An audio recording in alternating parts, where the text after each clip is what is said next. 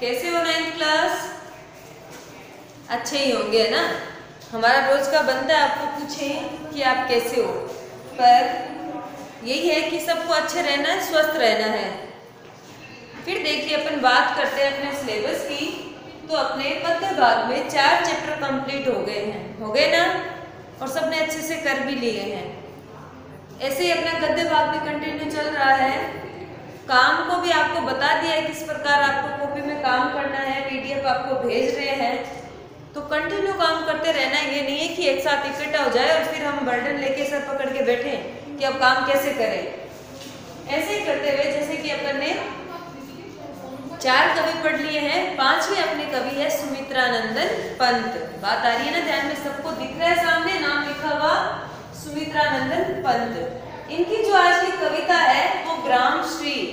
ग्राम से आपको पता चलता है कि गांव के बारे में इसमें कोई वर्णन किया गया है, लेकिन उससे पहले अपना मेन मोटो, अपना मकसद क्या है? कवि परिचय पढ़ना। तो अपन डिटेल में सर्वप्रथम कवि का परिचय पढ़ेंगे और उसके बाद अपना चैप्टर क्या है स्टार्ट करेंगे। तो देखिए अपने कवि का नाम है सुमित्रानंदन पंत, अपनी कविता का नाम है ग्राम श्री। ये मैंने आपको बता दिया है, जो कि अपन बाद में देखेंगे। सर्वप्रथम मैं बताती हूँ इनका जन्म। सुमित्रानंदन पंत, इनके बचपन का नाम था गोसाई दत्त। ध्यान में है ना सबको? फिर इन्होंने अपना नाम परिवर्तन करके सुमित्रानंदन पंत रखा, ठीक है ना। इनका जन्म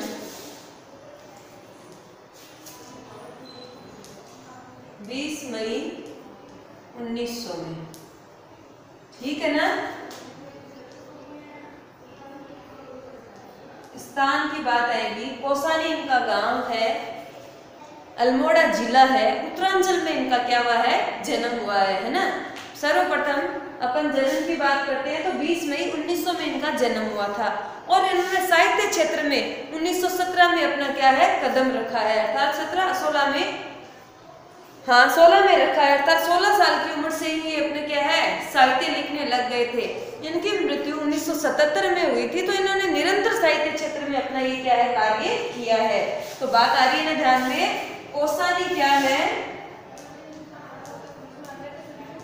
इनका ग्राम है।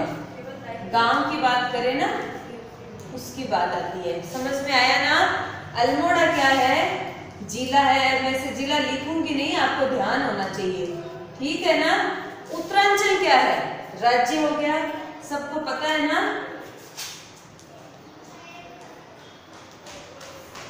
समझ आई ना बात? आई? क्या कहा अपन ने? सर्वप्रथम अपने जो कवि है वो कौन है? सुमित्रानंदन पंत। इनका जन्म 20 मई 1900 में हुआ है। जन्म स्थान है कौसानी गांव, अल्मोड़ा जिला, और क्या है उत्तरांचल में, ठीक है ना। इनकी जो कविता है ये कवि क्या है? प्रकृति प्रेमी है, प्रकृति के सुकुमार कवि कहे जाते हैं। इन्होंने प्रकृति में मानवीकरण किया है, प्रकृति को जिंदा अपने सामने पाठकों तक क्या है पहुंचाया है, उसकी बारीकी से एक एक उसकी सुंदरता का वर्णन अपने समक्ष प्रस्तुत किया है, उसकी भावनाओं को व्यक्त किया है। बात आ रही है ना ध्यान में? इसका कारण यही है कि इनका बचपन कहाँ बीता था? कौसानी गांव में। और कौसानी जो गांव है वो बड़ा ही सुंदर गांव है, हरा भरा हरियाली का क्षेत्र है, पर्वतों से घिरा हुआ। तो इनका बचपन इतनी सुंदर जगह बीतने से क्या है ये प्रकृति प्रेमी बने। बात आई ना ध्यान में? अब किसकी बात आती है?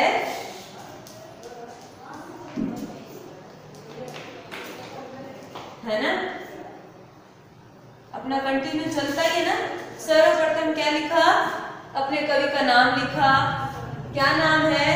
सुमित्रानंदन पंत। इनका बचपन का नाम मैंने आपको क्या बताया?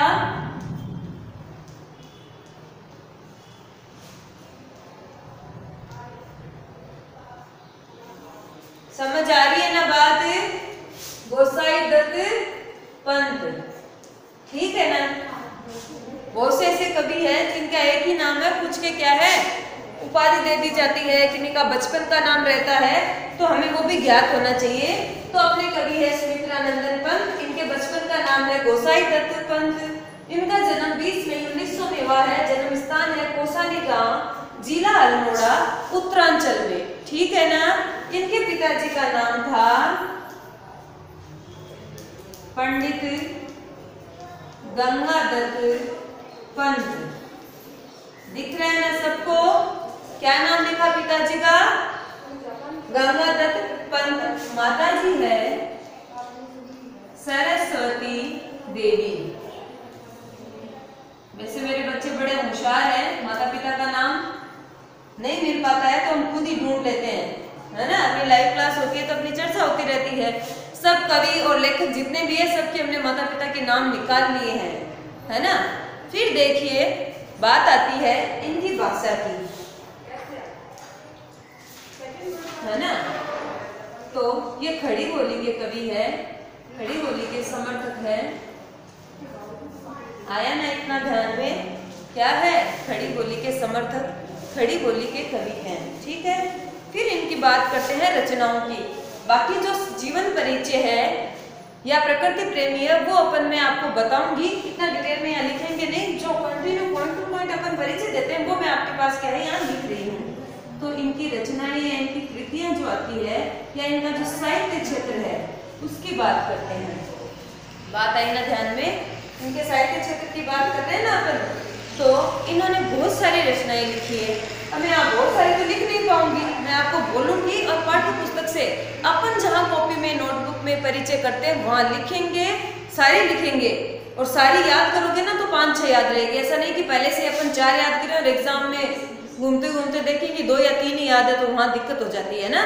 तो इनकी वीणा है ना, उच्छ्वास, पल्लव, मधुज्वाला, मानसी, वाणी, युगपत, फिर है ग्रंथि, गुंजन, लोकायतन और पल्लव वाणी। इनकी ये सारी क्या है? रचनाएं हैं, इनकी कृतियां है। बात आ रही है ना साहित्य जो रचनाएं की है। तो 2-3 का नाम लिख देती हूँ। वीणा है, पल्लव है, गुंजन है, युगपत है। एक बार मैं इतनी लिखती हूँ, है ना। आप वहां पाठ्य पुस्तक में दी हुई है, मैं एक बार फिर से रिपीट कर देती हूँ। वीणा, उच्छ्वास, पल्लव, मधुज्वाला, मानसी, वाणी, गुंजन, युगपत, सुनाई दे रहा है ना, ग्रंथि, लोकायतन, ये सब इनकी क्या है? रचनाएं हैं जो कि अपन जब अपन कॉपी में परिचय करेंगे तब लिखेंगे। ध्यान करना मेरी तरह, यहाँ मैंने तो स्पेस की वजह से बोल दिया है, लिखा नहीं है, पर अपन को पूरा डिटेल वहाँ क्या है देना है। बात आ रही है ना ध्यान में? और ये कौन से कवि है? छायावाद के कवि है। जहाँ ये भाषा लिखते हो ना वहाँ ये भी लिख देना खड़ी बोली। और क्या है? कौन से काल के कवि है? ये छायावाद के कवि है। बात आ रही है ना ध्यान में? ये भी अपन क्या है लिखेंगे। आई बात समझ में? फिर बात आती है इनकी मृत्यु की, है ना। तो इनकी मृत्यु 28 दिसंबर 1977 ईस्वी में हुई है ना।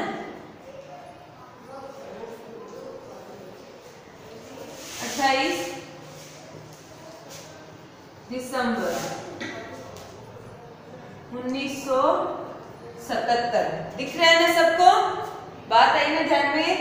अब मैंने तो यहाँ शॉर्ट में लिखा है, अपन को थोड़ा डिटेल देना है। 2 नंबर की है, चेंज क्या करना है आपको? सेम लिखा ऊपर सुमित्रा नंदन पंत, इनके बचपन का नाम गोसाई दत्त पंत है, आपको दिखाई दे रहा है। इनका जन्म 20 मई 1900 में हुआ है। जन्म स्थान इनका कोसानी ग्राम, जिला अल्मोड़ा, उत्तरांचल में हुआ है। तीनों चीजें ध्यान आ रही है ना? ये इनका गांव है, ये इनका जिला है, ये इनका स्टेट राज्य है, ठीक है। इनके माता पिता पंडित गंगादत्त पंत और माता का नाम था सरस्वती देवी। बात आई ध्यान में? ये खड़ी बोली के कवि है, छायावाद के, ठीक है, प्रमुख कवि माने जाते हैं। इनकी रचनाएं वीणा, वाणी, पल्लव, गुंजन, युगपत है, ग्रंथि है, लोकायतन है, ये पल्लव है, युगपत हो गया, लोकायतन हो गया, ग्रंथि है, पल्लव वाणी है, मधुज्वाला है, ये सब इनकी रचनाएं हैं। और इनकी मृत्यु 28 दिसंबर 1977 में हुई है। थोड़ा बहुत जीवन का परिचय देते हो तो एक बीच में आप पॉइंट डाल देना इनकी रचनाओं के बाद में, है ना। जैसे साहित्यिक परिचय आ गया ना, साहित्यिक परिचय में भाषा लिखोगे और इनकी रचनाएं लिखोगे। जीवन के परिचय में आप ये लिखोगे कि इनको प्रकृति का क्या माना जाता है? सुकुमार कवि माना जाता है। एक चीज मैं भूल गई हूँ, मृत्यु से पहले इनको पुरस्कार भी मिले हैं। बात आई ना ध्यान में? तो पुरस्कार भी आप यहाँ लिखोगे, यहाँ स्पेस नहीं है, मैं आगे लिख दूंगी, ठीक है ना। जिन कवियों को या जिन लेखकों को पुरस्कार मिला है तो वो चीज भी आप वहां इंडिकेट करोगे। बात आ रही है ना ध्यान में? तो इनको ये पद्म भूषण से क्या है, सम्मानित है। बात आ रही है ना ध्यान में? इनको क्या मिले हैं, पुरस्कार मिले हैं, साहित्य अकादमी पुरस्कार भी मिला है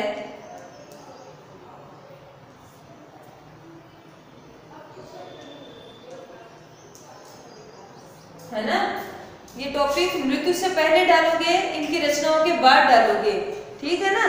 तो इनको ये पद्म भूषण से, साहित्य अकादमी से, ये है लोकायतन, ये सारे इनको क्या है, पुरस्कार मिले हैं, ठीक है ना। तो इनका ध्यान करना। दूसरी बात, उस चीज को लिखना मृत्यु से पहले है। मैं भूल गई इसलिए मैंने बार बार कह रही हूं, यहाँ लिखा है तो आपको बाद में नहीं लिख देना है, दीदी ने वहां लिखा था तो हम लिख देते हैं, ऐसा नहीं है। तो ये मैंने आपको कवि परिचय करवाया। अब कवि के बारे में थोड़ा और डिटेल से अपन क्या है जानते हैं। ये जो अपने कवि है कौन, सुमित्रानंदन पंत, ये प्रकृति के क्या है, सुकुमार कवि है, प्रकृति प्रेमी कवि है। इन्होंने प्रकृति का मानवीकरण किया है, प्रकृति को बारीकी से एक एक चीज को अपने समक्ष क्या है, प्रस्तुत किया है। तो इनका साहित्य जगत में जब प्रवेश हुआ था तो किस रूप में हुआ है, कवि और एक साहित्यकार के रूप में हुआ है। सुमित्रानंदन पंत का साहित्य क्षेत्र में जब प्रवेश हुआ तो एक कवि और क्या है,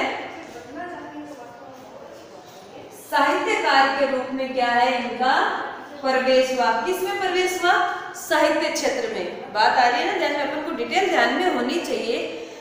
एक दुखद बात ये आती है कि जैसे इनका जन्म हुआ था और जन्म के कुछ घंटों बाद ही इनकी माताजी का देहांत हो गया था, और जो ममतामयी हाथ होते हैं, ममतामयी जो छाया होती है, वो इनके सर से क्या है, छिन गई थी। इनका जीवन थोड़ा संघर्षमय था, लेकिन इनको अपनी दादी और पिताजी का सानिध्य मिला। बात आ रही है ध्यान में? पिताजी और दादी का सानिध्य मिला। कौसानी ग्राम में ही क्या किया, इन्होंने अपनी सर्वप्रथम शिक्षा आरंभ की थी। इनके पिताजी ने इनको घर पे ही विद्या आरंभ करवाया था। बात आ रही है ध्यान में? और अंग्रेजी भी इनके पिताजी क्या है, अंग्रेजी के अच्छे वक्ता थे, तो पिताजी ने इनको अंग्रेजी का अध्ययन करवाया था। तो फिर क्या होता है, ये अपनी शिक्षा ग्रहण कर रहे थे और कुछ समय पश्चात ही इनके बड़े भाई और इनके पिताजी की मृत्यु हो जाती है। किनके, सुमित्रानंदन पंत की। तो पारिवारिक जो जिम्मेदारियां होती है वो भी इन पर क्या है, आ जाती है, और उस कारण इनको क्या है, नौकरी भी करनी पड़ती है। लेकिन 16 साल की उम्र में ही ये साहित्य क्षेत्र में आ जाते हैं और अपनी साहित्य रचनाएं करने लगते हैं, और ये इनका कार्यकाल 1977 तक चला है, ये मैंने आपको बताया भी है। फिर देखो, इनको साहित्य जगत में कोमल स्वभाव वाला, साहित्य साधना वाला क्या है, माना गया है, और ये गांधी जी के असहयोग आंदोलन से भी क्या है, प्रभावित हुए, और उनके साथ वो क्या है, देश सेवा के लिए चले गए। लेकिन उनको अपने स्वभाव के कारण, साहित्य प्रेमी होने के कारण, अपना साहित्य, ये जो असहयोग आंदोलन था, देशभक्ति का था, ये छोड़कर इनको वापस क्या है, साहित्य क्षेत्र में लीन होना पड़ा। इनको प्रकृति का सुकुमार कवि भी क्या है, माना जाता है, जो कि मैंने आपको बताया है। बात आ रही है ना ध्यान में? प्रकृति का सुकुमार कवि क्या है, इनको कहा गया है, प्रकृति प्रेमी ये है। आई ना बात ध्यान में? फिर देखिए, अब तक तो अपन ने कवि के बारे में जाना है। क्या जाना कि अपने कवि का नाम सुमित्रानंदन पंत है, अपने 5वें कवि है। अपना जो सिलेबस है, 4 कवि अपन ने पहले पढ़ लिए हैं। फिर इनके बचपन का नाम गोसाई दंत, इनका जन्म 20 मई 1900 में हुआ है। जन्म स्थान कौसानी ग्राम, जिला अल्मोड़ा, उत्तरांचल में है। माता पिता पंडित गंगादत्त और सरस्वती देवी है माता जी का नाम। समझ आ रहा है ना? इनकी भाषा क्या है, खड़ी बोली, और ये छायावाद के कवि है। आई बात ध्यान में? इनकी जो रचनाएं हैं, वाणी है, वीणा है, गुंजन, पल्लव, ग्रंथि, युगपथ, इस प्रकार इनकी बहुत सारी रचनाएं हैं, जो मैंने यहाँ पे 4-5 करवाई है। आप पाठ्य पुस्तक से उतार के पूरा याद करेंगे। इनके पुरस्कार ये सम्मानित भी हुए हैं, साहित्य अकादमी पुरस्कार है, लोकायतन है, पद्म भूषण से ये सम्मानित हुई है। और इनकी मृत्यु कब हुई थी? 28 दिसंबर 1977 में इनकी मृत्यु हुई है। एक पंक्ति आप इनके परिचय में ये भी डाल सकते हो कि ये प्रकृति के सुकुमार कवि है और साहित्य क्षेत्र में इनका प्रवेश कवि और एक साहित्यकार के रूप में हुआ है। ये सिर्फ 2 पंक्तियां आप क्या है इनके बारे में लिख सकते हो। आई बात इतनी ध्यान में। अब अपन बात करते हैं अपने चैप्टर की। चैप्टर का नाम क्या है? ग्रामश्री, जो कि अपन डिटेल से तो नेक्स्ट वीडियो में पढ़ेंगे। मैं आपको थोड़ा सार बता देती हूँ कि ये प्रकृति के सुकुमार कवि हैं। ये किसी गांव से गुजर रहे हैं और उस समय फसल का मौसम है, चारों तरफ हरियाली छाई हुई है, वर्षा हो रही है।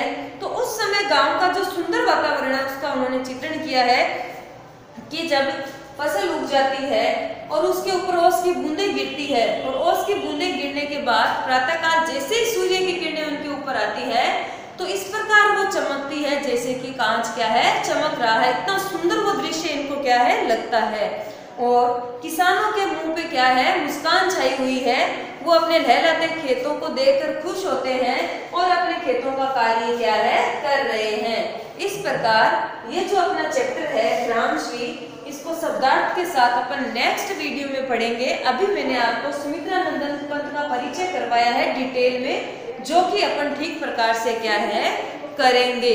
जितना यहाँ से कर पाते हो वीडियो से करना, डिटेल अपनी पाठ्य पुस्तक में दी हुई है तो अपन वहां से करेंगे। ठीक है ना 9th क्लास? बाकी मैं आपको बता देती हूँ अपना कार्य कंप्लीट रखना। कोई भी चैप्टर में कोई डाउट है तो आप जरूर क्लियर करना, लेके नहीं बैठना है। उसको क्लियर करोगे तभी अपन क्या है आगे बढ़ पाएंगे। ठीक है ना? धन्यवाद।